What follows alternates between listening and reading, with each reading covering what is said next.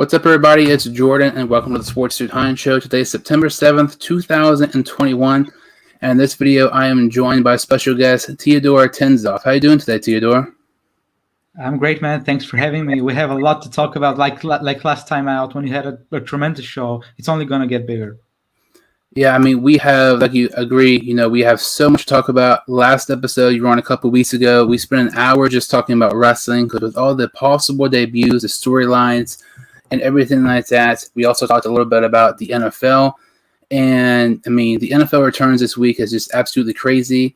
And there are a ton of things to talk about wrestling-wise. But before we kind of talk about, the recent signings and debuts at AEW and stuff like that, we'll go ahead and get the topics, that we probably aren't going to be talking about a ton, and that is college football. Georgia and Clemson were college game day.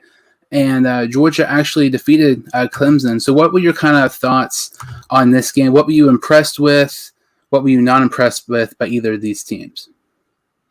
Well, as it happened with many games this weekend, there were a lot of surprises. Even if there were not upsets, there were a lot of surprises. Even Wisconsin losing to Penn State was a surprise. And this one was no different. Clemson was headed into the game ranked into the top three, and few people expected them to lose. They probably were not going to have the seasons that they've had in recent memory, but it was expected that they were going to start with a win. They lose 10-3 to Georgia, a Georgia team that looks very strong with JT Daniels under center. And very discouraging signings on the Clemson side, you could say. Their offensive line last year was not nearly as bad as it was perceived, but it started the game in a very bad way. It allowed 7 sacks. For me, there is nothing else that deserves to be that is more noteworthy. Also, DJ Ulilele. He completed just over 50% of his passes, which has to improve, because Clemson does not have the running game that he had last year with Travis Etienne, and it's gonna be a lot difficult if you're not efficient on offense. And Georgia, after a win like that, stopping an offense that has always been able to be efficient throughout the last couple of years. It seems like that they're amongst the favorites in the SEC, but it's gonna be very difficult with Alabama, who look like that they've not missed a beat despite all the draftees, all the players lost to the draft. So yeah, as the score indicates, maybe even more than the margin indicates, discouraging signs for Clemson. Even with some of their strengths last year, and Georgia looks even better than they looked last year. And you mentioned that Penn State Wisconsin game. That was a low scoring game, and lots of people complained about how low scoring that was. Neither offense really got it going. But then you watch this game. This was a low scoring game. I feel like the difference between this game and the Penn State and Wisconsin game was those were two teams who did not really have a good offense that day. This game were two teams that have a good offense. Just both defenses really were just phenomenal. Like you mentioned, Georgia had 7 sacks, and I know lots of people have complained about Clemson's offensive line. It is nowhere near like it was last season. But I feel like this is more on just Georgia having a tremendous defense than Clemson having a bad offensive line. Georgia's had a really nice defense the past several years. They pressure Clemson's quarterback the whole day, hits on him constantly, having quarterback pressures and hurries. And something else to me, you look at Clemson's quarterback. I'm not going to say his last name because I know I'm going to mess it up. But you look at, for instance, last season when he played against Notre Dame, who at the time was ranked in the top 10, he played very, very, very good. This game, playing against Georgia, who is better than Notre Dame was last year, I would more than likely. I hate the week one overreactions, but I feel like this Georgia team's a little bit better than the team he faced last year at Notre Dame. But despite them losing last year in that against the Fighting Irish, he played absolutely phenomenal. And now today, his first start ever in college football, just absolutely plays bad. There's two sides of it. I feel like you kind of expect him to play better because he's like this top quarterback prospect. He showed some real promise last year when he came in for Trevor Lawrence at times. He should have played better, but at the same time, when just Georgia's defensive front is constantly in your face, it's really, really hard for you to complete passes. And that pick six really was the deal breaker in that game. It was the only touchdown in that game. Both defenses were just phenomenal. I don't really think it had to do with as much as offensive play. It was just the outstanding defensive performances by both teams. And now it's interesting because Clemson's in a spot where, they're playing in the SEC, the ACC. The ACC, in my opinion, is not really good at all. You take away Clemson, this conference really has nobody that really stands out. They have to win out. It's not like a maybe or they should, or they absolutely have to win out to be even considered in the playoffs. And I know they lost just by one possession against a top 5 team, but you can't afford another loss if you're Clemson because you lost to the best team on your schedule. There's no team even close that's comparable in your schedule to Georgia. So now you're going to have to beat these teams constantly by 20 and 30 points to get the playoff committee's recognition that you deserve to be a top team despite you losing just by one possession to a top 5 team. So to me, this is a very interesting spot where Clemson, it's a must-win situation every single game. And now with Georgia, Georgia to me is the only real threat to Alabama for the championship. I haven't really talked about college football much, on the show, but I had my preseason college football playoff rankings, and I had Alabama 1 and Georgia number 2. I feel like Georgia is the only one that could really compete for the most part with Alabama, but I still think ultimately, Alabama is probably going to win the title. But it's very interesting. I was shocked, despite me thinking Georgia's going to be good. I was just amazed and shocked how amazing their defensive performance was. 7 sacks and 11, just 3 points against a really, really good Clemson team. Yeah, you're right. It doesn't seem that anybody outside of Georgia is capable of challenging Alabama. But tell you what, now that Miami seems like a worse team than that number 17 ranking indicated, or it was 70, I think. And North Carolina is also not nearly as good as maybe most thought. Any loss from especially in conference play for Clemson would look extremely bad on their resume, and that it would be extremely difficult to get into the playoffs. And this is one of those situations where, if you're a really, really big school like Ohio State, Alabama, Clemson, Georgia, one of those type of schools, it's smart, but it's also extremely risky to, kind of schedule against these big-time schools, these powerhouses, because if you win, you have so much bragging rights. If you beat Georgia and if you lose a game, you're still going to get in. But now if you lose to Georgia, just like Clemson did, and your schedule sucks, even if you win every game by 30 points, it's still not a guarantee that you're going to be in the playoffs. So it's really interesting, with these, big time schools scheduling each other, because, last year it was really difficult because, coronavirus, there was not many non-conference games. We've already seen Alabama, take on Miami, Florida. We've seen Georgia take on Clemson. We're going to see Ohio State and Oregon go up against this week. So I'm really glad we got to see some of these non-conference games, because really non-conference games to me are my favorite games of the year. And it kind of goes to our, next topic. A non-conference game, Florida, they're playing a in-state, smaller school, and Florida Atlantic. My favorite college football team is Marshall, but I also like Florida quite a bit too. Those are the two teams I will always try to watch if they're, on TV and stuff. And it's really interesting. You look at Florida. Last year they had Kyle Trask, they had Kadarius Toney, and Kyle Pitts. They, 90% of their, offense from last season is gone. And, now they have a starting quarterback in Emory Jones, who, for someone who's never started the game in his collegiate career, he's played quite a bit. He's played over 250 snaps for a backup, which I'd say a lot for a guy who's never started the game. And You look at this Florida game; they ended up winning this game 35-14, which they winning by 20 points is good, but at the same time, looking at this game, it feels like Florida should have played a lot better than they actually did.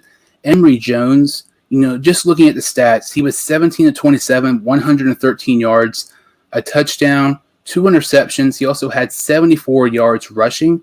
And Emory Jones is not really your typical, college quarterback. He's kind of more so like a Lamar Jackson in a way, a really mobile quarterback. He's not one to really set in the pocket much. He's going to beat you with his legs more than he is, his passing ability. But he was just really, really, really bad.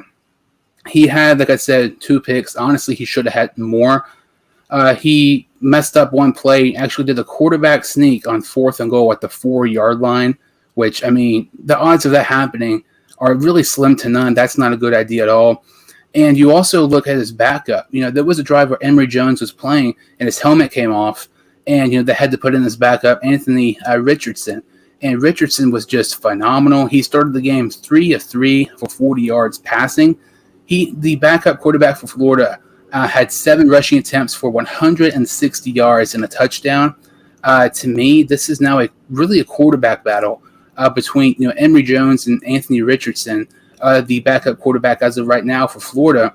And it's interesting because, Florida really has to hurry up and find out who's going to be the quarterback because they play South Florida this week, but I believe the following week they play Alabama. They're not going to have a chance against Alabama, but you really have to figure out who your quarterback of the future is going to be before you play the Crimson Tide.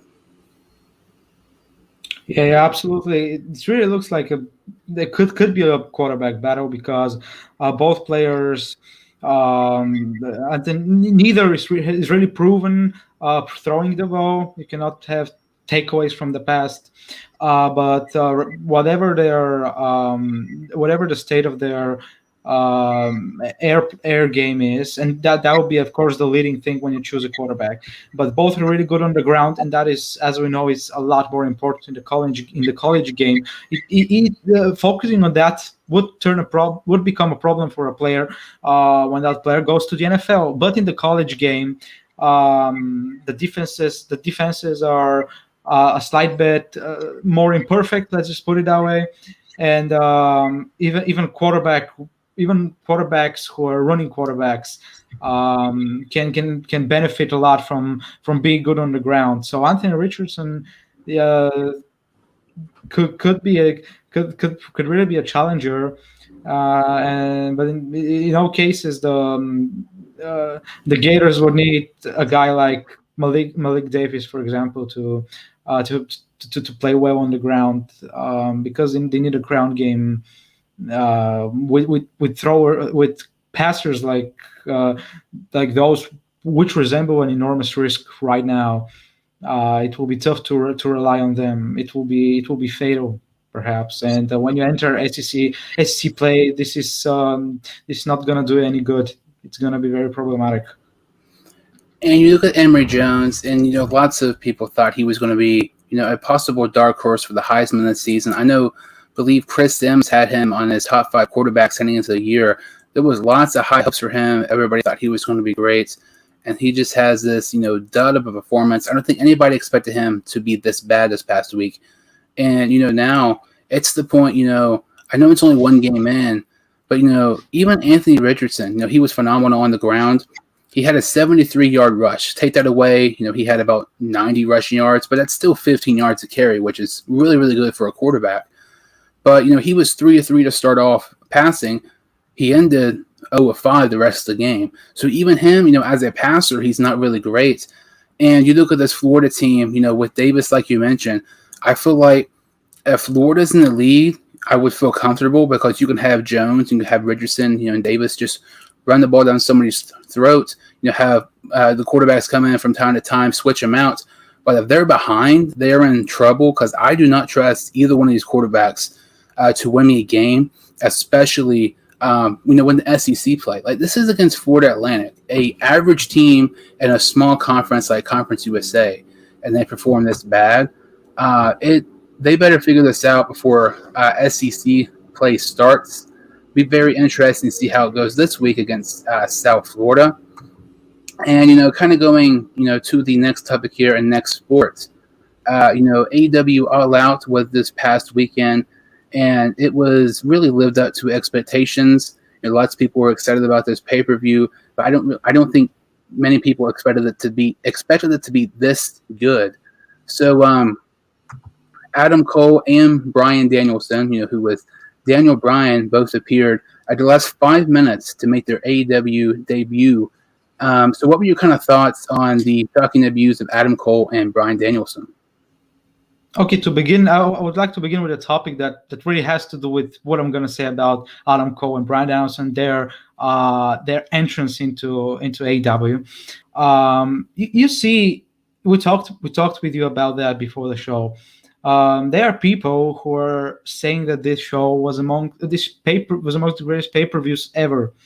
This is we're particularly talking about the wrestling niche, the people who support traditional wrestling, which we would say that they are a core audience. But they're a smaller audience at the same time. While that is not enough for AEW to grow, and we talked about it when they were not we, but it was talked about when the project came to fruition, and they've taken steps to appeal to a broader audience.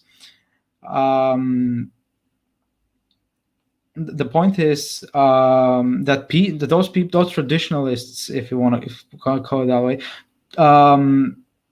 say that All Out was amongst the greatest pay-per-views, despite them themselves, because they follow a lot of wrestling that the broader audience does not follow. They know that there were greater shows with greater in-ring wrestling, because here is there is that notion that only the in-ring performance, because people want to establish contrast with WWE, where you would say that not only does in-ring performances not matter, but wins and losses also don't matter. And also people, to create that contrast, would say that the only thing that matters is in-ring performance. But if you compare to this show, even if you compare previous AEW pay-per-views like Double or Nothing 2019, even perhaps Double or Nothing this year, no, probably this one was better in terms of purely in-ring. But and then you have a plethora of shows from New Japan, probably, that those people would know, that were greater inside the ring. But those same people agree at the same time that this show was superior, probably in terms of the impact it had, than best shown by the wrestling website called and the grades that were given to the matches on wrestling website called Cage Match, the audience of which tends to prioritize in-ring wrestling. Yet what they did, you had out of you had all except 2 matches, all of those were over 6. Yet you had only 2 matches, 3 which were over 8. You've had superior shows to that, according to those same people who have graded the matches. Yet, the pay-per-view so far graded around 9.55 out of 10, which is amongst the best marks in the history of wrestling, at least in the historical database that the website contains. This has to say that even the traditional fans cannot deny the importance of storylines. So this is something that AEW did to an incredible extent on many fronts with this show, by strengthening adding new pieces to their long-term storytelling, of individual characters, and their long-term storytelling of the stories themselves as lengthy storylines, of course. And this is exactly why the debuts of Adam Cole and Bryan Danielson were so great. You had one lengthy documented battle between the elite. They've had despite the lack of appeal for this for this gimmick, although that might have shown that it actually works from the beginning. The elite gimmick currently is working in an incredible way. The people who were started the company, who were executive vice presidents, are now turning on everybody in the company. They're using their power to abuse everybody. On the other side, you have a veteran like Christian Cage, and who is a mentor to Jungle Boy and the rest of the Jurassic Express. You also have Frankie Kazarian, who is the elite hunter, and you have all of that team you have that tries to battle for to save the decency, if you want to say in that way, in AEW. And this has been a tremendous storyline. And what AEW does, they don't just plug Adam Cole and John Brunson into their company. They not only introduce both of them as different parts of those two teams that I mentioned, they also develop their existing characters in the process, and that's just in their first 10 minutes probably on AEW television / pay-per-view. Because not only did Adam Cole join the Elite, and probably you can say that he's a heel, Bryan Danielson is going to be one of the biggest faces in the company. At the same time, they build a plot that Kenny Omega and the Elite were trying to fool everybody by this seeming like the company was trying to introduce a new wrestler to tackle the Elite, but it was just the Elite fooling everybody and getting another piece to their tyrannical team.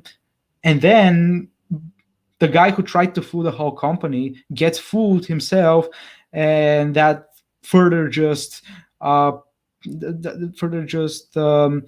shows that the Elite is beatable after they had cemented their place with Kenny Omega retaining the AEW World Championship, and but in turn that let's say issue for the Elite, alongside the Young Bucks losing the championships, has concluded a set of character developments on both sides, and it has shaken up the battle, showing that the Elite is immensely stronger, but it's beatable. Not just putting this as words on paper, but showing that you should believe that both sides are capable of the win, and this is very important when you're trying to make people excited for somebody to win, but at the same time to make the win seem hard. But you have to have both sides seem very strong, but they have to be strong in a different way, because they have different goals, they have different values, and they believe in different things. That's where the contrast comes from. So it was really brilliant from AEW to start building Adam Cole and Bryan Danielson's characters and still influencing their other characters, and that's gonna lead up with to very interesting things on television. And to be honest, that was not the only piece of character development we saw on the night, the only piece of continued storytelling we saw on the night, but this was probably the most brilliant. And the debuts were the fact that those two particular wrestlers debuted was just the cherry on the top compared to the storytelling that we saw in motion. And, lots of people thought, it was a possibility we would at least see Adam Cole, maybe, Bryan Danielson. Maybe if both of them weren't going to be here, maybe one was going to be at, the Arthur Ashe, event in a couple weeks. And the fact, to me, the crazy part is you debuted both these people within a 5-minute span. I mean, you had CM Punk's first in-ring performance in like 7.5 years, and you have this within a span of 2 hours from each other. To me, this is just, absolutely crazy. Adam Cole, he's basically the biggest, not basically, he's the biggest star of NXT of all time. He's super, super big, and this is just kind of like the downfall of NXT, him leaving there, coming to AEW with the Elite, people he's been with before WWE. And, then you bring in, Bryan Danielson, who The last match I believe he was on with WWE was the main event of WrestleMania, which is just absolutely insane. And you bring these guys in, and the character development of them. I mean, obviously, like you said, Cole is going to be heel. Danielson's going to be one of the top faces. And it's like with Kenny Omega, it looks like that feud is over with Christian Cage. Where does Kenny Omega's feud go? Because now you look at Omega, maybe it goes to Adam. Maybe Omega fights Bryan Danielson, or Danielson maybe goes against Adam Cole. But to me, if you have Bryan Danielson against Omega, that has potential match of the year candidate all over it. And then also maybe once that feud's done, I don't think Adam Cole is going to be with the Elite that long. I wouldn't be surprised by Revolution, and maybe around then, Adam Cole will turn on the Elite or something like that. Because I read something a week or so ago that they're trying to slowly turn the Elite into faces. And obviously they've been the top heels in AEW for the past year or so. With the Young Bucks, Omega, Gallows, and Anderson. Then you bring Cole back with him, who's been gone for a while, like when he's been with WWE. Maybe you have Cole against Omega, but the potential matches you have with Cole and Bryan Danielson, I mean, you have so many guys, and it's crazy the fact that they were able to actually get Adam Cole. I know, a couple weeks ago you were on my show, and we talked about Adam Cole, where he's going to sign with, and we talked about the biggest winners.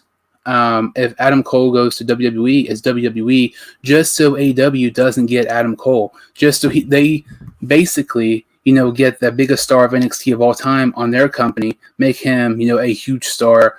And it's just crazy that they're able to get both these guys in the span of 5 minutes with CM Punk's debut match in AEW. Supposedly there's going to be another big signing. I don't know who it's going to be. I know Bray Wyatt's a free agent. If they get Bray Wyatt, that would just be insane. But I just cannot believe they were able to get both these guys on the same show within 5 minutes. And you kind of mentioned AEW's pay-per-view, and it in-ring work, it wasn't spectacular, but would you say this is AEW's best pay-per-view of all time, or would you say there's a better one than this? No, this probably has impact storytelling, and arguably probably, although there is less comparison when it comes to the first two aspects than there is here. You could argue that at least 2 or 3 pay-per-views are comparable to that. But I would say in all 3 aspects, this was the best pay-per-view AEW has ever had in their in the young short history. I mean, you could potentially look at my initial as per my and according to my initial thoughts, probably Double or Nothing 2019, Double or Nothing this year. You could argue was the best pay-per-view before now, and it kind of automatically is comparable. Full Gear was not bad at all in ring. All this is when you look at it inside the ring, because none of those are comparable to what Sunday Night actually meant for the company. But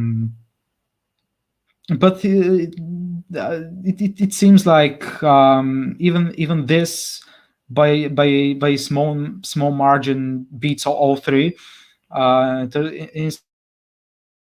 inside the ring.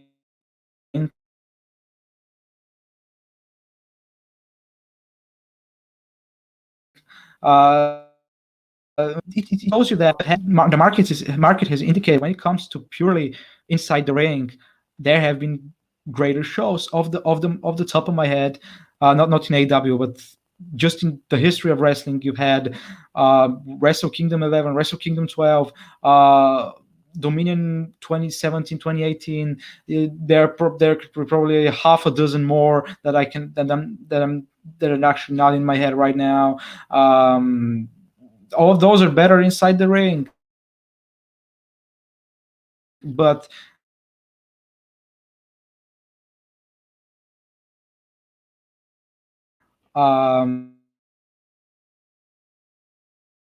all of those, if you try to replicate exactly to the same extent all those in an American company, none will even come close in terms of impact, in terms of further stabilizing, further strengthening the brand, the storylines, and leading to this company to draw better numbers in the future. None of those would even come close to what AEW did by shifting a term that I like to use when I talk about football, shifting some of their workload from purely just having the best matches possible with no storyline, shifting some of the work that they do on prioritizing match quality to storylines, because that is a lot more important in the American market. I've talked about it a lot. With time, because people have started seeing Japanese wrestling, the importance of match quality has increased. But in the United States, it will remain. It will remain requiring storytelling, and really, because you have television involved to a different extent. Really, pay-per-view is a different business than what they have mostly in Japan. So you really need a lot more storytelling, a lot more upfront storytelling than the even more symbolical one you would see in Japan, which involves a lot more wrestling. In terms of storytelling, this pay-per-view, no AEW pay-per-view at least, is even comparable to this one, although there haven't been that many pay-per-views. And overall, considering the position the company was in, considering that the company had started going uphill before Revolution, because for Revolution to be the highest draw, to be the best drawing in terms of pay-per-view buys, even better than Double or Nothing, it means that the company was going uphill long before the build up to Double or Nothing, which one could argue that that would set great numbers for Double or Nothing. It means that the interest in the company was great even before Revolution, and considering that considering that it has all at least been going uphill since then, given just their consistency in terms of television ratings. This one is arguable probably, but also the rate at which they are selling tickets. This is not debatable. I mean, they sold extremely quickly. United Center, I think they sold Arthur Ashe. They might have, but if they haven't, they're close to doing so. And considering that they are a lot hotter, as you would say, have a lot more momentum than they had at the time when they had Full Gear, or at the time that they had Double or Nothing 2019. This was much more important than all of those, to keep the momentum going, and because with the momentum that they had, the expectations were high. They needed to live up to those expectations, which is something that they didn't do with Revolution, for example, when they had Christian Cage debut with higher expectations, or the ring not blowing up in the main event. This is what we call not meeting the expectations. Well, here they had extremely higher expectations, even higher than Revolution. They live up to them, but had they not lived up to them, the impact would have been it would not have been just net. Like no impact on net. It would have been net negative by the same margin that it was net positive after this show. So they could have been a hit. It could have been a hit for the company, at least in the short term, because your consistency is what defines it. But it would have been a great hit for all different aspects of the company had they not met the extremely high expectations that they had for this show. So it was even more important to have a great show than they had to do with Full Gear, which was kind of unexpectedly good, to be honest, after the kind of so all out last year. And on the other side, Double or Nothing 2019, which was the beginning at that time. AEW caught very little, very few eyes when it comes to non diehard wrestling fans. So this was a lot more important, and they lived up to them. So it was high risk, high reward, and the reward was enormous. And I definitely think this is the best AEW pay-per-view that they've been able to put up to this point. And to me, I feel like the only one that's contention or debatable is Double or Nothing 2019. And I know those matches weren't great, but it's the fact that's the start of AEW. You need to have something when you first started your first pay-per-view. And I know some people have said this is one of the best pay-per-views of all time. You know, I don't really watch pay-per-views a ton, but just sort of top of my head, I feel like Wrestle Kingdom 12, like you mentioned, has to be up there. I would probably put Wrestle Kingdom 12 probably above this because you look at the importance of that. Without Wrestle Kingdom 12, Kenny Omega against Chris Jericho, there would be no AEW.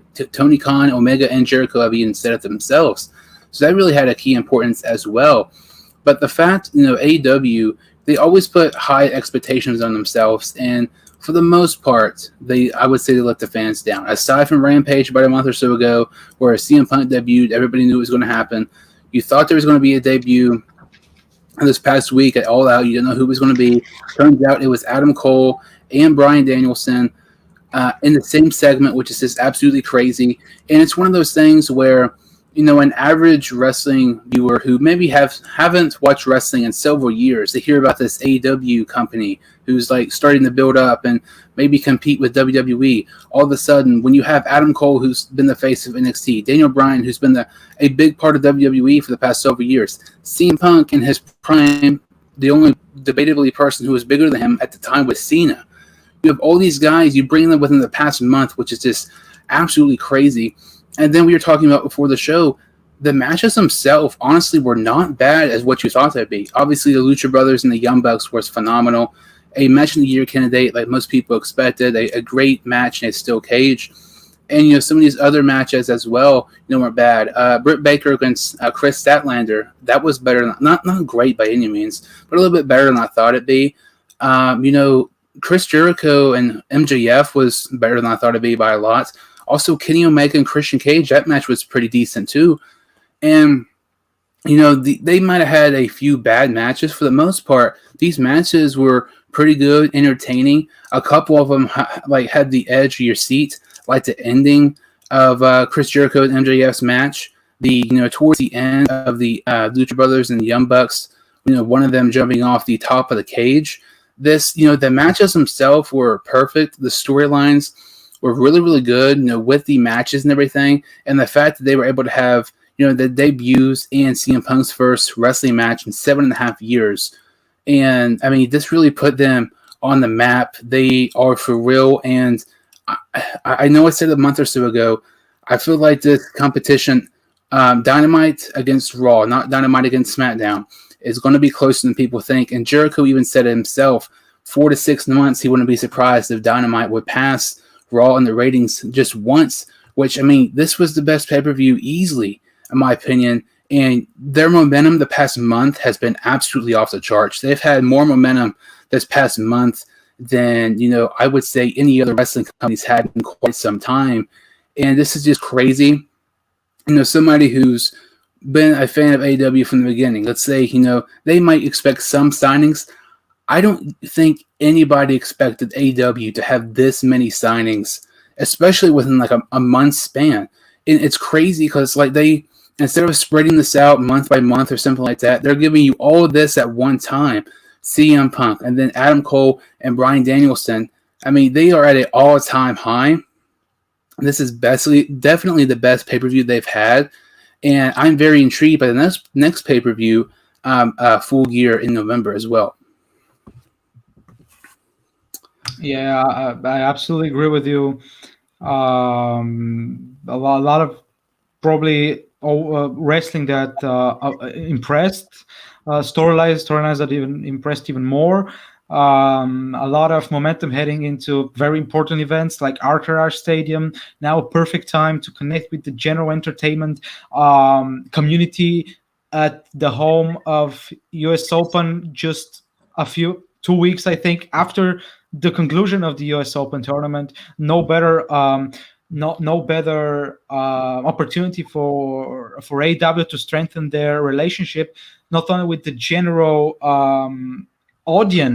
entertainment audience, but also with media, which probably more focuses a lot more on the U.S. Open, especially when it's U.S. Open season. Not it focuses more on tennis. The mainstream media, when there's a Grand Slam tournament, for example, but especially during the U.S. Open season, it's not really close, and especially not even close when compared to AEW. And usually, if we talk at all, if it's worth talking at all, that there would be anytime soon any kind of competition with WWE, that they're looking like any kind of competition, though. I personally don't see it. They will have to at least start it, to at least look. Some of the things that WWE do would not be great for a company that's trying to succeed. By the company itself has the gimmick, is trying to succeed with traditional wrestling. So if they do things the same way WWE did, they're obviously not gonna succeed. But there are some things which are business sound that they'll have to do to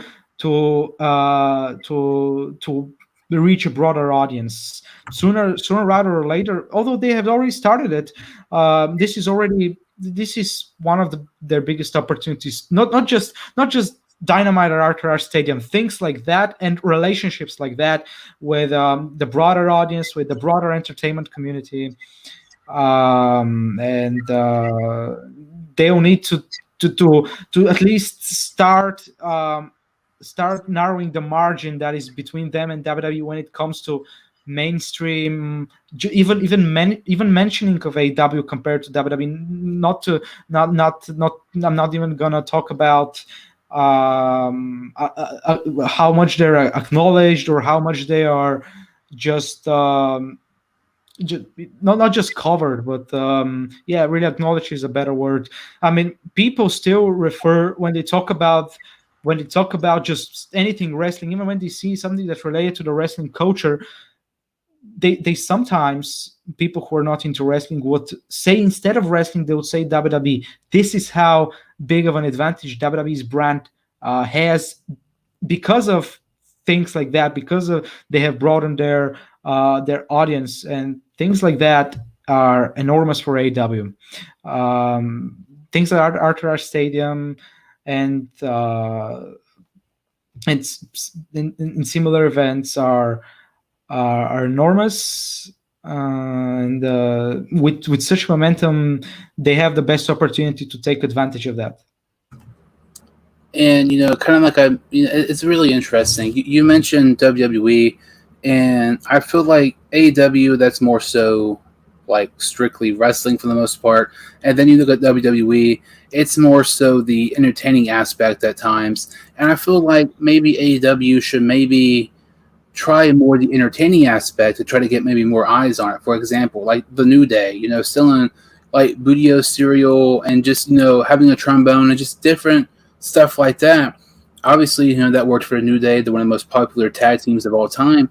But despite WWE's viewership declining each year after year after year, lots of people know who the New Day are. Lots of people know who Roman Reigns and Seth Rollins are. Kevin Owens. And you have them maybe entertaining storylines, or just maybe a funny moment or something like that can really help AEW. And when you hear entertainment and AEW, to me, I would say the first two people that come to mind are Jericho and MJF. MJF's going to be this top heel in wrestling for years to come. He's already one of the best heels I've ever seen. Then you have Jericho, one of the best of all time. He's a great heel. He's a great face. He's very entertaining. Both these guys are tremendous when it comes to promos. And, at All Out, it was, if Chris Jericho lost to MJF, he would retire from in-ring competition at AEW. Chris Jericho actually surprised, a decent amount of people, including myself, and actually he won that match against MJF. And to me, this is very interesting because you look at this, MJF beat Chris Jericho 3 times, and I thought that MJF would retire Chris Jericho at All Out about 6 or 7 months ago. The way they were going just makes so much sense. This storyline has been really happening for about a year or so now, and they did it so perfectly. And they have Jericho end up winning against MJF, which I just don't get because everybody knows Chris Jericho is more likely going to be off TV for a while because he has a tour and everything with his band Fozzy, and he is not what he used to be in the ring at all. You can just notice the past 3 or 4 months. It's like there's a major like botch or mess up throughout these matches. So I feel like this was a prime opportunity that AEW had. They could have had MJF retire Jericho, and I absolutely love MJF's new entrance at All Out, kind of a replica of his Jericho's former entrance. And I've told people before, and I think we talked about it even a couple weeks ago. Chris Jericho mentioned he beat Steve Austin The Rock on the same night. That's over 20 years ago, and Jericho still talks about it. MJF, if he retired Chris Jericho, imagine how much heel heat he's going to get. He already gets a ton to begin with. And also, as somebody who hasn't watched wrestling in years, turns on AEW, and they hear this guy, MJF, who retired Chris Jericho, who's one of the most popular wrestlers of all time, that's going to intrigue, new viewers and get viewership possibly up and stuff like that. So I feel like Jericho, kind of riding off in the sunset, retiring All Out just made so much sense, especially you look at the past couple of months, it feels like it was kind of like a farewell tour in a way. You look at his, labors and everything, Labors of Jericho or MJF, whatever it's called. But he had matches against different people. He had a match against somebody who he had a feud with over 20 years ago. He had a death match against Nick Cage. Jericho is 50 years old. He should not really be doing these matches. He's doing stuff that he's not been able to do yet. And this past week on Dynamite, he said Chicago is Jericho. Just something simple as that. A phrase that he used in WWE throughout his early years, and it's not used in quite some time. I just feel like everything was leading to Jericho retiring at All Out, and it made so much sense. And AEW does a complete 180 and surprises quite a few people and have him, defeating MJF, and a very questionable booking decision. Oh my gosh, two weeks ago here in the podcast, we were so sure that this was the perfect opportunity. They surely have to have MJF beat Jericho. There is no way around it. Oh, guess what? This result, this outcome, this surprise at first sight, you could easily say that, yeah, no way around it. Jericho has to retire off of the hands of MJF, and MJF has to be the guy who benefits in terms of heat, in terms of being hated, because there is nobody who would receive more hate. He's just good at it. But at the same time, this looked like a great opportunity. But I mentioned on our first show that maybe this year, considering that he wasn't close to retiring when we had that show, this was probably not more than a month or something ago. He wasn't close to retiring. It would have been too trivial, too sharp of a turn just to have him retire all of a sudden. It has to be built up in the long term. It has to have some kind of a mental baggage that has to be felt. This is the only explanation that they have here. It's understandable from the point of view that you also had an interesting twist near the end of the match, I think, where Jericho's foot was on the ropes, but Aubrey Edwards didn't see it, and she had the 3 count, and MJF was supposed to win. But then you have the result being overturned, which is kind of resembles how the good beats the evil, beats cheating. Like, it would have been arguably cheating for MJF to win that way. And it's in a way glorifies Jericho. He's one of the biggest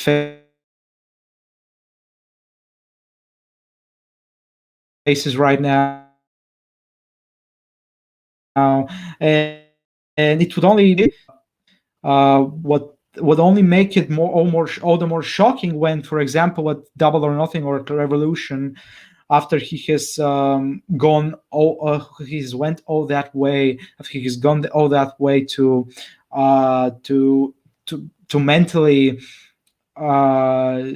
mentally get back, to mentally just be the best version of himself. And at the same time, after this defeat, which will hurt an evil character like MJF, it will make him not just want to retire Jericho, it will make him want to hurt Jericho.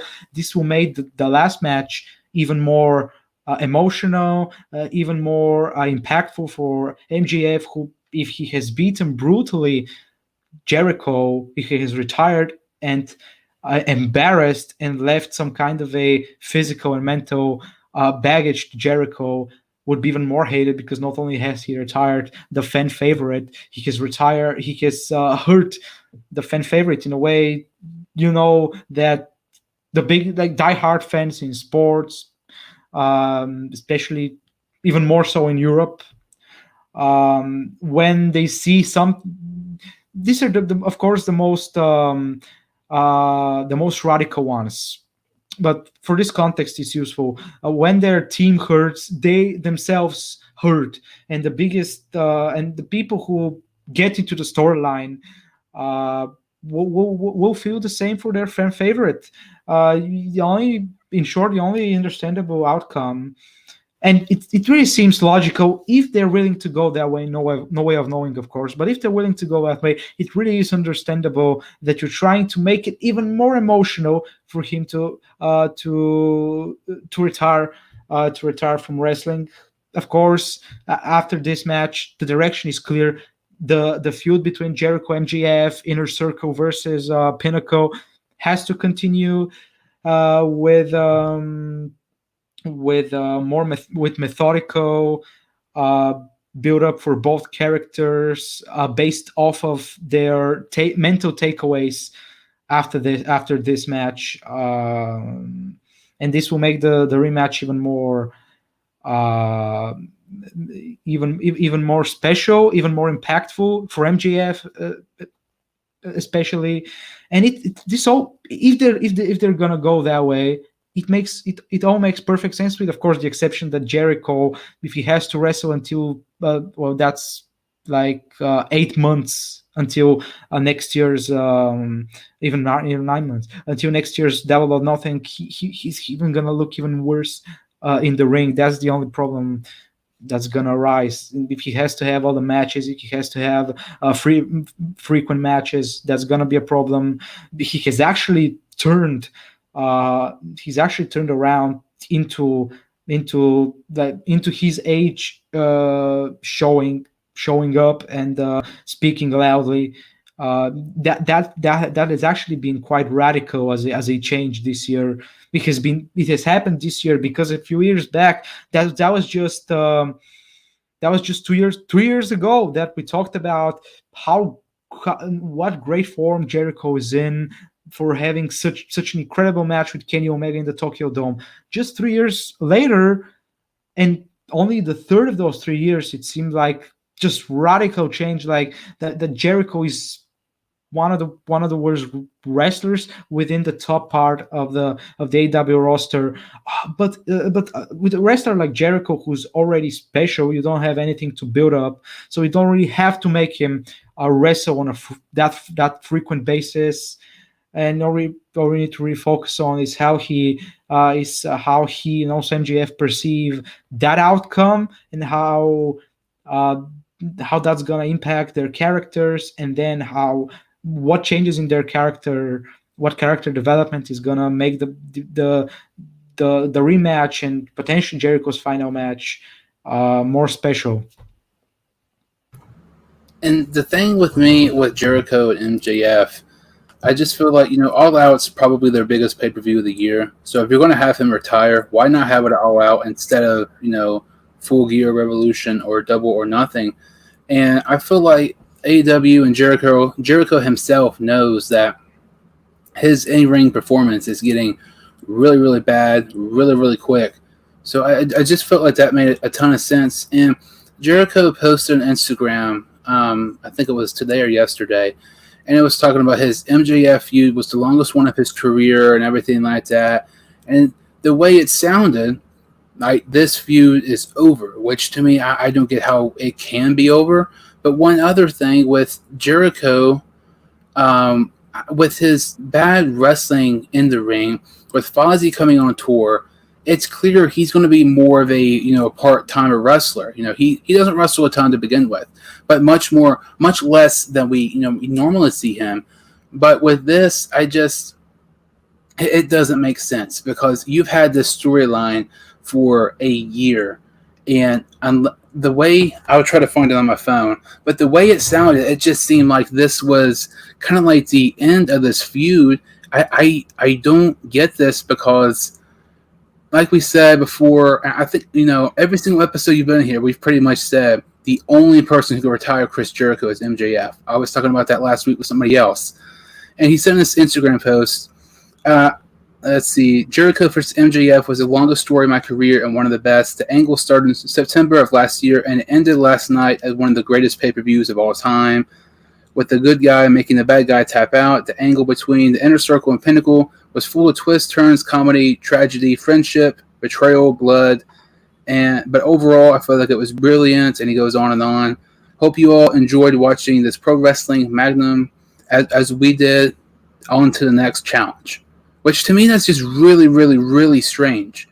You cannot end this feud. As long as this went on, you have to just extend it to even Full Gear to make him retire then. Like MJF, who else can retire Chris Jericho other than MJF? To me, I don't think it's anybody. And the fact that you've had this storyline for over a year, and let's say you move on to a different feud, and then you go back to an eventual MJF and Jericho feud, let's say in 6 months, 8 months, that's pointless. Because basically this match at All Out was pointless unless the feud continues to retire Jericho. This, for the most part, AEW has had, for the most part, good booking decisions. To me, I definitely think this was the worst booking decision I've seen of AEW yet. When Jericho won, Jericho's my all-time favorite, but I was excited, that he's still going to be, a wrestler and stuff. But I was just more so confused. And how can you let Jericho end up on top to end it? And what the post I just read makes it seem like this feud's over. Like, this just makes absolutely no sense in my opinion. This is like a WWE type of situation and feuds we've seen the past year. So this is just really, really strange and really, really like you had your chance of retiring it All Out. Do it then. Don't do it in 6 months. Don't do it at Full Gear. It really should have been an All Out in my opinion. Well, this post could have been in character. Otherwise, it seems really, really weird to end that storyline the way they ended it. From the company's standpoint, you're not monetizing an extra character. You're not involving you're not improving a character. So that really is pointless. I'm more willing to believe that this post was in character, was in gimmick, and my guess would be that. And I really don't see what believable, what appealing storyline Jericho could be involved outside of MJF right now. As something else, because then his problematic wrestling abilities at this stage of his career would be an even bigger problem, because he'll then have to build a whole new story. Perhaps this one has already been built to a pretty good extent, and all they have to do is just show how Jericho reacts. That does not have to involve that much wrestling. However, if he has to start a new storyline, you have to start wrestling on a more regular basis. That's also something with the tour that is barely possible. And at this point, you should only work on his character with very sporadic matches until the time comes for MJF to finally retire him in a more brutal way, perhaps, as I mentioned, as a possible scenario. It really seems like this has to continue. There is no way around it. There really isn't doesn't seem like there is a good program for either man or for either stable to take up right now.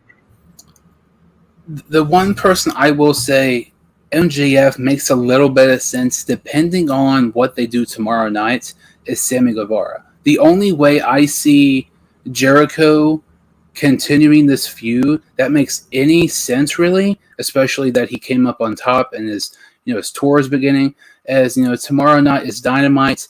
If MJF and the Pinnacle like basically hurt Jericho real bad and make a storyline that he leaves in the ambulance or something like that, or hits him with a bat or something along the lines of writing him off TV in a way that makes quite a bit of sense. By the time his tour is over, he'll come back, let's say at Full Gear or Revolution, write him off TV for 3 or 4 months and have MJF be in a feud with Guevara and make ultimately have MJF come up on top to end that feud. MJF will be a big star. And when that happens again, their one final match at Revolution, I would say Revolution Double or Nothing. I wouldn't say Full Gear. That's way too early. But if you write him off TV, but I feel like writing him off TV and the Pinnacle, beating down on Jericho, him being written off, and then MJF goes to Guevara, I feel like that's the only logical thing that makes any sense right now. Because especially with Jericho and MJF, I just don't see how Jericho would be able to do it because with his tour and everything. I mean, they had a concert the day before and the day after All Out. And I mean, there's days they have dates on Dynamite. So I feel like that makes the most sense if they're going to continue this. That's the only thing, in my opinion, that's logically the way you can continue this feud here. Yeah, this is really a part. Like I mentioned, this would be a part of the bigger story, long-term story. That's really Jericho versus MJF. You would just be continuing it with different participants. Plus, Jericho does not have to be at every Dynamite event. He just have to continue being perceived as the rock star that he is, that why he's loved, in order to continue that contrast with him and MJF. That would be enough to even do that, to even continue being that with taped promos, sporadic appearances, and the only thing left to do is really for MJF to get more angry and to want to embarrass even more Chris Jericho, because when that is more brutal, when Jericho's career is ended, that's what's gonna really spark. Like, people are gonna think that what he did to such a great person as our fan favorite, it means that he's a huge POS. And he could be even more evil than what he currently is. I would say that All Out was already too early, because you haven't been building that for enough time to retire him. I mean, perhaps Double or Nothing or Revolution. Really, with AEW having 4 pay-per-views, although I would probably say that Double or Nothing's number 1, All Out is number 2, and then the rest are really really behind. Although you mentioned that for you, All Out is number 1. That's really is a debatable topic. Really, but with them just having 4 pay-per-views, every pay-per-view feels enormous. Every pay-per-view, and it's only setting the standard that the biggest things in AEW happen at the pay-per-views, that the matches there are, with the stakes being higher, the consequences are bigger and more impactful. So really, even Revolution or Full Gear feels enormous. Not to mention that prior to the Kenny Omega era, I mean, the era of Kenny Omega as a world champion, one of the most emotional feuds concluded at Full Gear: Jon Moxley and Eddie Kingston. which ended up having having huge impact, huge consequences. Eddie Kingston eventually came to save John Moxley when at Revolution, the failed explosion attempt, as we've known that since then. After that, they became a tag team. They earned an opportunity for Young Bucks' titles at the Double or Nothing. This was one of the most successful feuds, and it concluded at Full Gear, so that wouldn't be a problem concluding it at Revolution. Probably depends on how much character development they can get done with Jericho having to be out due to the tour. But it fully depends on that. But considering that they're perhaps something like 2.5 months apart, even Double or Nothing would not be too far in the future to have his retirement match. Yeah, it's going to be really interesting to see how this Jericho, MJF, Pinnacle, and Inner Circle feud continue, especially with Jericho's Fozzy tour, and especially with Jericho, having this, last match as of right now, coming up with a win at All Out. And I mean, there was so much, wrestling, news, and it's crazy to think the NFL regular season starts this week. We are just 2 days away. It is crazy. So, are there any interesting storylines or games this week that you're really intrigued by, or for in week one? Well, not to mention, not to sound like this is some kind of a tendency for me. Obviously, Sam Darnold playing against the Jets is gonna be huge. It's not gonna be just Sam Darnold against his former team. It will be Sam Darnold proving why his former team made a wrong decision overall. Not that Zach Wilson's a bad quarterback, but why his team made a bad move. That's when you talk about everything. Of course, I'm talking about choosing to get a quarterback to replace a quarterback by wasting draft capital instead of actually using that capital to surround Sam Darnold. And when he was traded to the Panthers and kept his job, it was undoubted that would happen. But he became the starter for the Panthers, probably unchallenged. He has a lot more around him. He has Robbie Anderson. He already has experience with chemistry, if you would.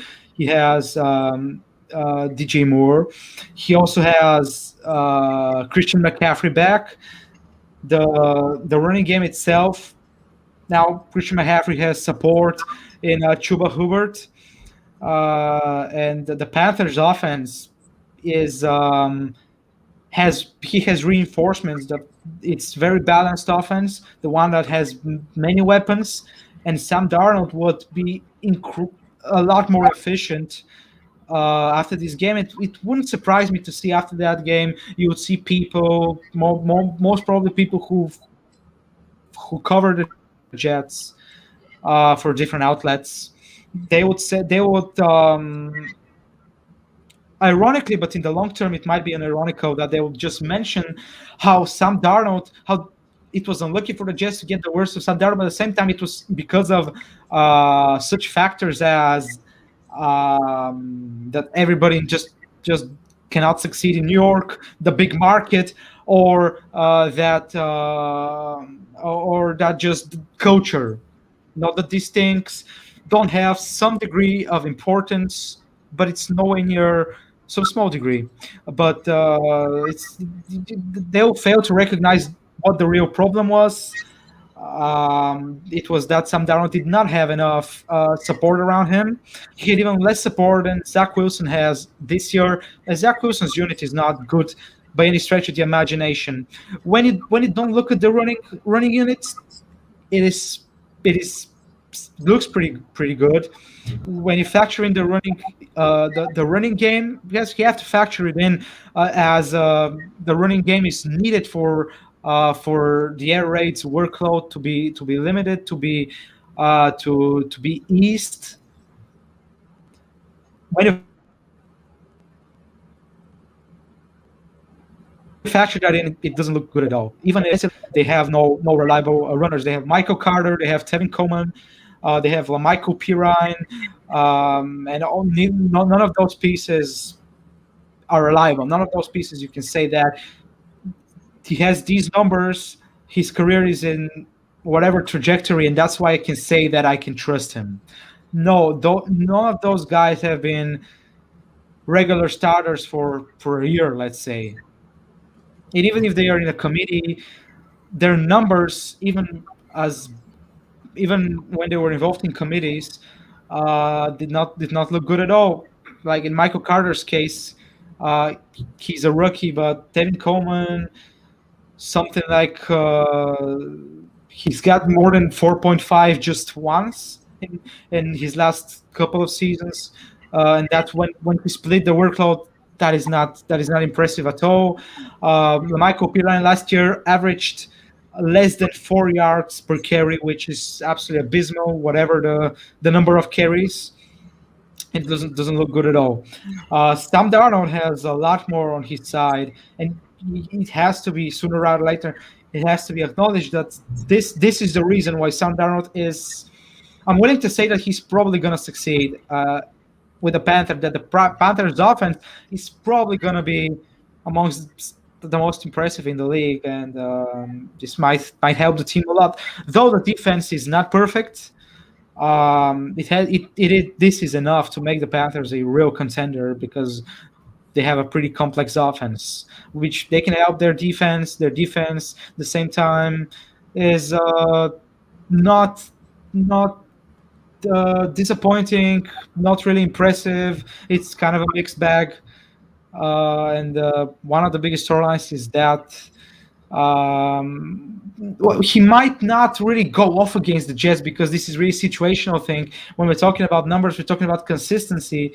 But looking back at the end of the season in hindsight and thinking about, these games are not started against his former team, you would see the incredible contrast. You would identify the incredible contrast that he, as compared to his times with in East Rutherford, you would see that he was a lot more efficient because he had at least some players around him.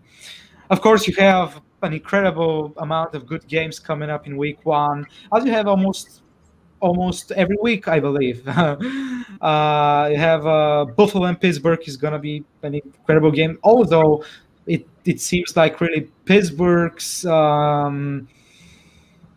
they are not as balanced, and really the quality of the roster is not what we are used to, and a lot of their success, a big portion of their success depends on whether TJ Watt is going to hold out.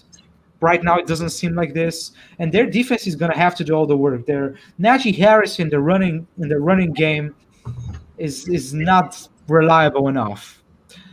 Their offense, Ben Roethlisberger has started going downhill.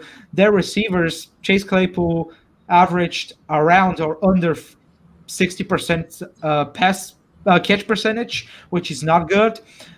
Juju was signed to what wasn't really an expensive deal, which means that the Steelers don't think highly of him, perhaps. Although that is really a pre-training camp conclusion, really to come to, and there aren't really any more great targets. The offense might be too much for a great defense like the Pittsburgh Steelers, especially when going against such an incredible defense, such a great defense as the Buffalo Bills is. And might very well be the case that this contrast is so eye-opening that it is one of the things to look back on when Week 1 is over after Monday night. Also, you have Carson Wentz for Indianapolis. That's gonna be very interesting game. If he's fully healthy to go, of course. Seattle's he might have a good chance to start off well. Seattle's passing defense, Seattle's secondary is not in a good place. Has not been for quite a while. Yesterday they signed Bless Austin, who I cannot just figure out how he was cut from the Jets. But you have to acknowledge that he's not really a shutdown corner. He was one of the best on the Jets, probably because the Jets roster, Jets secondary in particular, it's mediocre. But if the Seattle Seahawks want improvement against the pass, they probably need something better than Blesson Austin, who allowed a passer rating of around 97 last year when he was in coverage, which is quite high. This is really on the borderline between being worse than solid and really high. And you could say that it's probably closer to being high than to being satisfying. And that's why it's important, because Indianapolis passing offense itself it's not probably the what you would call satisfying. T.Y. Hilton's gonna miss games. That's a further hit. Despite Paris Campbell's return, this might be a great chance for them to start off the year well. Of course, don't matter what matters. All that matters is their performance over the long term, which you could say that is right now it's inconclusive whether they're gonna defy the expectations, are gonna meet a higher standard than what the expectations assume. Tennessee Titans against Arizona Cardinals, another early game. What I'm really interested in throughout the whole season, not just in this game, to what extent Derrick Henry, he's probably going to have more. The running game as a whole is probably going to have more, a bigger chunk of the play selection than the pass. But some of the workload will be taken away from Derrick Henry and given to the passing offense now that it's more reliable after bringing in Julio Jones. And of course, you have AJ Brown and you have Ryan Tannehill, who has managed to be efficient in having to do less. Now, if he has to do more, he has the tools to continue being efficient to close to that level. So the Tennessee Titans have reasons to believe why they have a more reliable passing offense that could take some of the workload away from Derrick Henry to ease his workload. But now, on a side note, I'll speak about probably if it's radical more so than if it's just a slight expected shift. But if it's radical, it will speak, on the other hand, or even quite significant, on what the Titans, how the Titans value Derrick Henry and all the different his numbers and the different aspects, which aspects they value more.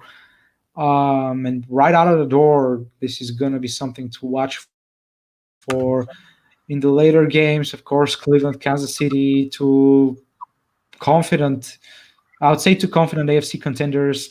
New England and Miami, two former Alabama quarterbacks starting for the two teams. Mac Jones, Tua Tagovailoa, of course. And you have another set of what could be close games between Bears, Rams on Sunday night, and Ravens and Raiders on Monday night. The Ravens not looking good at all. Their running game is very short-handed. They have not proven anything throwing. Lamar Jackson has not proved anything throwing the ball, and doesn't seem like he have too many weapons in comparison to his previous years, to the previous years of his professional tenure, that he could succeed by throwing the ball more. Now they have to throw it more probably with J.K. Dobbins out. Today they gave an extension to Mark Andrews, their tight end, a 4-year extension worth $56 million. A lot of people said with his contract set to expire in 2022 that Lamar Jackson could be the next in line. I'm not really I'm not sure I'll value Lamar Jackson as highly as both the current young passers in the NFL and the ones that are probably going to come. And his identity is not going to help him on the NFL level. So this is more of a long-term decision. But Lamar Jackson, we talked about this with you here on the show. There are not that many reasons to be positive about the Ravens, the Ravens air attack, in whatever time span, and that is to a big extent because Lamar Jackson is not accurate, and this year is probably going to be the first year that you would see if the concerns are rightful. Because their offense is more than short-handed. So this game could at least be open the door for this to be watched as a storyline. But of course, many other games, many other storylines, those are the ones that I believe would be the most important, most interesting to watch, most intriguing. And you mentioned, the Steelers and the Bills. I see the Bills definitely winning that game, and the Steelers are just one-dimensional. It's like you bring in Najee Harris, who's a first-round pick, and you're going to have to rely on him quite a bit, but you cannot rely on your running back too much, who has even yet to take a regular season NFL snap yet. And then you also look at a couple of games. You mentioned the Chiefs and the Browns. That has potential to be a real good one. Very interested to see how Jackson performs, passing, because the Raiders, they've not had a good defense in several years. And you mentioned the Jets and Panthers. To me, that's one of the most underrated, intriguing week one matchups. Very, very excited for this. I wouldn't be surprised if the Jets would pull out with a victory. I wouldn't be surprised if the Panthers would win. I feel like this is a toss-up game. Sam Darnold revenge game. Zach Wilson has a better talented roster than Darnold ever did during his time in New York, and Darnold has a better roster now than he ever did with New York too.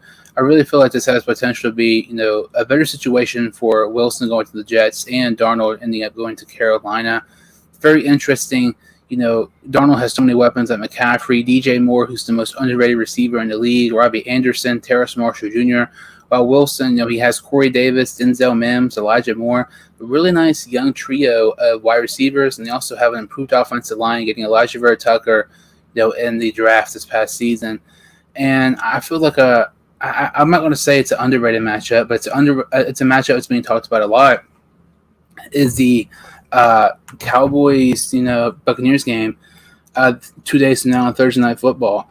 It is the NFL regular season opener. It was announced that Dallas Cowboys offensive lineman Zach Martin will not be playing due to the coronavirus. So, to me, I feel like the Buccaneers will probably end up winning this one, 27-21. I feel like this, Cowboys offense is going to be inconsistent because I feel like it's going to take some time for Dak Prescott to get back to his normal self after a season-ending injury. And, this Cowboys defense last year was horrendous. I feel like, Thursday they're going to show some flashes where they look good. Other times they're going to show some situations where, they need some, improvements and everything like that. But I'll say 27-21. The Buccaneers get the victory over the Cowboys here. I think it's going to be a very good game. I think it'll be closer than people think. But it's kind of hard not choosing the Buccaneers, who returned all their starters last year from last year's Super Bowl team. So what are your predictions for this matchup? Well, Zach Martin's injury doesn't change all that much from the outlook, considering that Dallas's offensive line was already underwhelming. It was 26th in the league last year. And Dallas was disappointing a lot on both sides of the ball. You can see them going over that 30th place, defending against the run, but really you can barely fall further from that. And really, they haven't improved many other aspects, many other units, many other departments of their roster all that much. And is the margin between the two teams overall is noticeable, at least. The Dallas, no, Tampa Bay has, despite being underwhelming itself on the ground, has managed to compensate with that on through the air. By the way, what I mentioned about Sam Darnold, that people are gonna that people have to acknowledge that he succeeded in Carolina, didn't see New York Jets because of the difference of the weaponry that he was provided. The same applies to Tom Brady in Tampa Bay. His last 2 years, his last year for certain, maybe his penultimate year, though I'm not gonna I cannot cite numbers from there. He was terrible. His numbers were terrible, and that was to a big extent because he did not have weapons on a pretty bad Patriots offense. Then he went to Tampa Bay, who had built an offense. They had previously built it before giving up on Jameis Winston. And when Jameis Winston left the party in free agency, they just plugged in Brady. And of course, then later on, they would acquire, of course, Antonio Brown. That would not be until the middle of their championship winning campaign. So most of the work was done before that. That offense ended up finishing ninth in the league in terms of collective passer rating. Tom Brady was probably a top 10 quarterback at least in the league. So you could see that despite the problems the team might have with Leonard Fournette and Ronald Jones II, because neither of them, even in the community, neither of them is pretty efficient. Therefore, overall, the unit is not that efficient. You could say that the passing, the air raid more than compensates for that. Their defense against the run is the best in the league. Ezekiel Elliott is going to have problems with that. Was the best in the league last year. Not that many losses heading into the 2021 NFL season. Tampa Bay's defensive line also could hurt the already shorthanded, the already struggling Dallas Cowboys offensive line. The Tampa Bay Buccaneers finished 5th in sacks last winter, and the margin is solid between the two teams at least. This game will probably not be more than 2 scores, but I would assume that a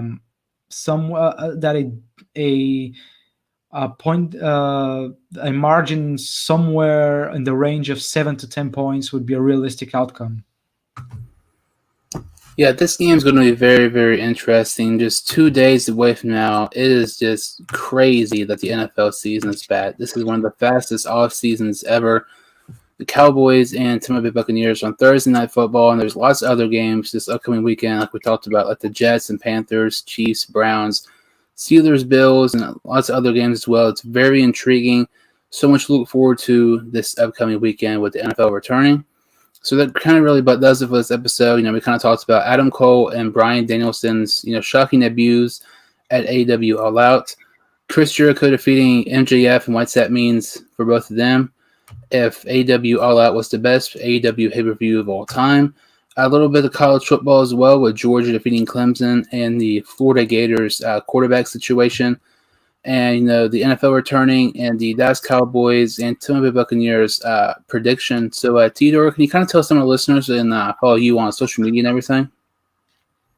Yes, you can find me on Twitter at Teodor Tsenov and on Instagram at TRDO Gaming. You can also follow. Probably should have started with that, but next week my podcast, which is mainly focused on the business of sports, returns. Is going to be next Thursday, probably around 5 p.m. Eastern time, which is 11 o'clock Central European time. And what are some of the topics that you'll be able to hear broken down and analyzed in that episode? Will be the European Super League. We will talk about WWE and AEW's product, the differences, the impact. Very, very perhaps familiar if you've listened to this episode, but it's gonna have also different angles and all sort of stuff. You're going to talk about UFC, how UFC and golf have been performing, about the arising battle of the European League of Football between and the German League of Football. The American scene the American football scene in Europe has been getting more interesting, and a lot more things. So make sure to check that out next Thursday and follow me on Twitter and Instagram. I definitely put the links in below and in the description. Definitely make sure to try to check that out. I know. Thanks again for tuning in and everything. I thank you all so much for watching. If you like this video and subscribe to the channel, make sure to go follow me, the Sports Dude Hines Show, on Instagram and Twitter. I would really, really appreciate it. Once again, thank you all so much for listening, and I will see you all next time on the Sports Dude Hines Show.